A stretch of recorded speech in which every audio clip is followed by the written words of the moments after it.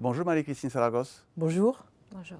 En tant que présidente directrice générale de France Média Monde, vous connaissez Bucarest et notre radio romanophone RFI Romania depuis un certain temps déjà. Mais un événement particulier va bientôt s'y dérouler.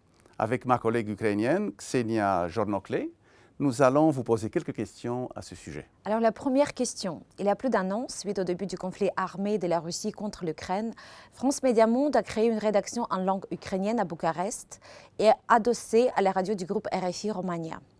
L'élément déclencheur de cette décision était l'agression russe contre l'Ukraine. Mais l'idée d'un renforcement de la présence de France Média Monde dans la région remonte à beaucoup plus longtemps. Comment est née l'idée de la création d'un pôle régional de France Média Monde dans l'Est de l'Europe? D'abord, je pense que l'idée est née du fait qu'on avait une implantation fantastique qui est RFI Romania et qu'on avait toute confiance dans cette équipe qui faisait un travail formidable. Donc ça donnait envie de se projeter dans cet endroit où la frontière entre l'Union européenne et le reste de l'Europe passe et où des tensions peuvent exister entre des pays qui ont des aspirations plutôt pour rejoindre l'Union européenne et peut-être d'autres qui sont plus attirés vers l'Est.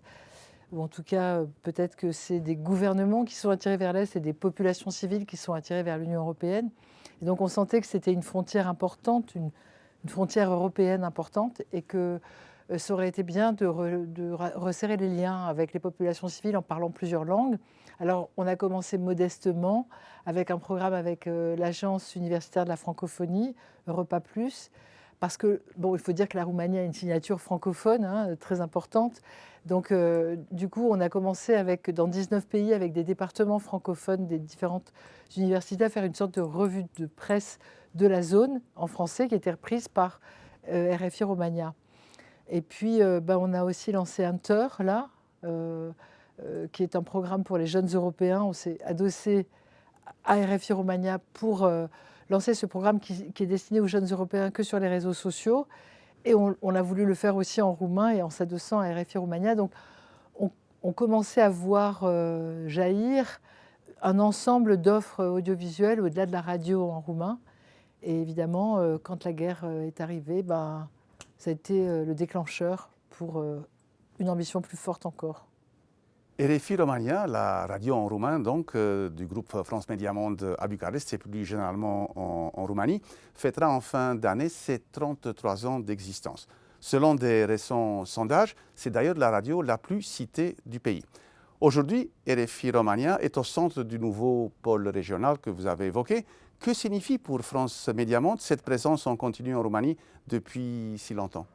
D'abord, ça ne me rajeunit pas parce que, alors peut-être pas il y a 33 ans, mais j'ai connu Radio Delta qui était à l'école polytechnique et le jour où je suis allée la visiter, je n'étais pas encore dans le groupe ici, les ascenseurs étaient en panne et je crois que c'était au 11e étage ou quelque chose comme ça quand je suis arrivée. Et j'ai découvert une petite équipe dont les protagonistes sont toujours aux alentours. Pas tous, mais presque. Et je me suis dit que c'était génial parce que, comment dire, c'était comme une bouffée de liberté d'informer qui jaillissait de là. Et au fond, c'est l'ambition d'RFI. Et donc de faire une information libre qui contribue à la démocratie. D'ailleurs, cette radio a été décorée pour ça par les autorités roumaines. Ça m'avait beaucoup touchée de savoir que notre radio était un des éléments qui avait contribué à la construction de la démocratie en Roumanie. C'est une très grande fierté pour moi. Et donc, que dire que, si ce n'est qu'il y a une équipe, je trouve incroyable. La plupart donc, sont francophones, évidemment, mais donc ils parlent évidemment roumain. Ils bossent avec un enthousiasme dingue. Ils ont une capacité d'adaptation folle parce que c'était formidable peut-être il y a 33 ans, mais c'est encore plus formidable aujourd'hui puisqu'ils ont cessé de... Quand il y a eu la vague numérique, ils se sont mis dessus. Ils s'adaptent sans arrêt. Ils sont devenus la radio favorite des cadres. On a eu des nouvelles fréquences progressivement en Roumanie. Donc, je veux dire, ce qui est formidable, c'est la dynamique interne de cette radio qui, moi, m'a toujours... depuis la première fois que j'ai rencontré Radio Delta, ça m'a toujours fascinée. Marie-Christine, la rédaction en ukrainien de RFI a été créée au lendemain du début de la guerre de la Russie contre l'Ukraine. Quels étaient les premiers objectifs de la création ? Je crois que le tout premier, c'était vraiment de protéger les journalistes, parce que moi, je me souviens de ce jour où on a vu des frappes dans la tour de la radio-télévision nationale ukrainienne. On s'est dit, ils vont essayer de faire taire les voix des journalistes ukrainiens, et il faut donc qu'on soit prêt à ce qu'il y ait un lieu qui puisse les accueillir pour pouvoir justement continuer à s'exprimer, à donner une information exacte, une information professionnelle. Et donc l'idée, c'était à la fois de sauver les journalistes et de sauver l'information. Et on travaillait avec CFI, notre filiale, pour avoir un lieu d'accueil, parce qu'on se disait que les gens devaient peut-être partir avec leur famille, en partie peut-être avec des enfants. On savait que les hommes seraient mobilisés, que peut-être ce seraient des femmes. Il fallait accueillir des gens qui étaient dans la souffrance.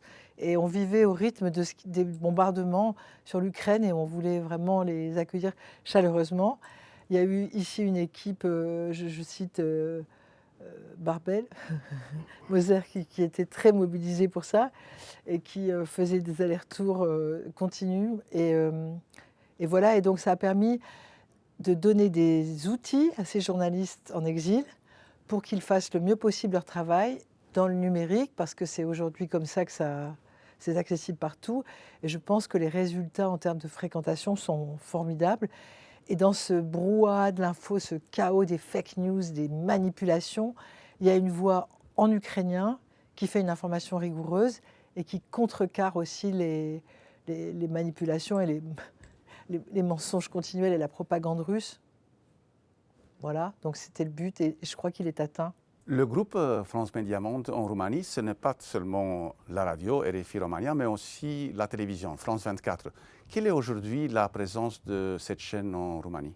Eh bien, si l'on s'en tient aux foyers numériques, qui sont près de 3 millions en Roumanie, la chaîne France 24 est dans près de 40% de ces foyers.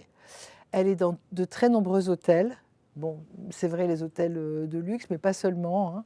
Elle est dans 79 hôtels roumains, et donc de nombreuses chambres.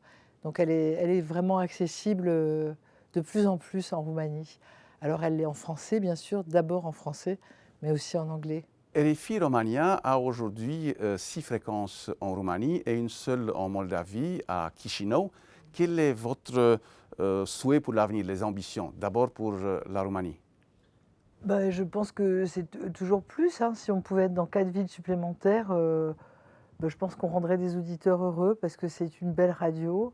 Et puis ceux qui sont francophiles, ils ont donc la journée du roumain, et ils peuvent la nuit se griser de français, puisque on parle très très bien le français en Roumanie. Et puis s'agissant de la Moldavie, j'étais ce matin au Forum pour la paix, et la Moldavie rejoignait l'alliance, enfin le partenariat pour l'information et la démocratie. Elle a été représentée par son ministre. Et donc je pense que ça va dans cet élan de la Moldavie en faveur de l'information et la démocratie. Je pense qu'une fréquence de plus serait bienvenue pour la radio de la résistance démocratique, RFI. Le pôle régional, ce sont aujourd'hui les radios en roumain, la rédaction en langue ukrainienne, le programme pour les jeunes européens Inter, Europa Plus et les journalistes ukrainiens qui sont en résidence avec CFI et France Médias Monde. Avez-vous déjà réfléchi à d'autres développements? Ah oui, on a plein de projets, on aimerait faire beaucoup de langues.